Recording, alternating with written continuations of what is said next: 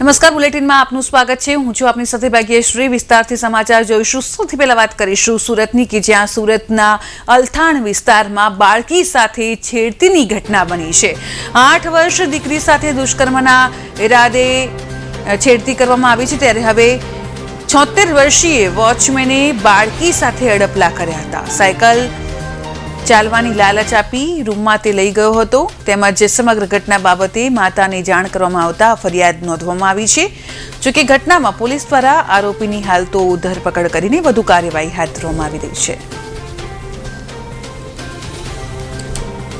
ગઈ તારીખ 1 જાન્યુઆરીના રોજ અલથાણ પોલીસની હદમાં આવેલ રામેશ્વર આશીર્વાદ એન્કલેવના કેમ્પસમાં એક 70 થી 75 વર્ષના કાકાએ એક નાની બાળકી સાથે અડપલા કરેલા, જેની તાત્કાલિક ખબર નહીં પડતા દીકરીએ તેના માતાને નહીં કહેતા તેના મોટા મમ્મી પણ ત્યાં કામ કરવા આવતા હતા, જેમને જાહેરાત થતા તેમણે તેમના સાસુને કીધું, તેના સાસુએ તેમના હસબન્ડને કીધું અને પિતાને ખબર પડતા ગઈકાલ એટલે કે તારીખ 9/1/2025ના રોજ પિતા ફરિયાદ કરવા આવેલા, જેની તપાસ કરતા તેમજ સીસીટીવી કેમેરા તેમજ મેન્યુઅલ ચેક કરતા ઘટના સાચી જણાઈ આવતા પોલીસ અલથાણે ગુનો દાખલ કરેલો છે।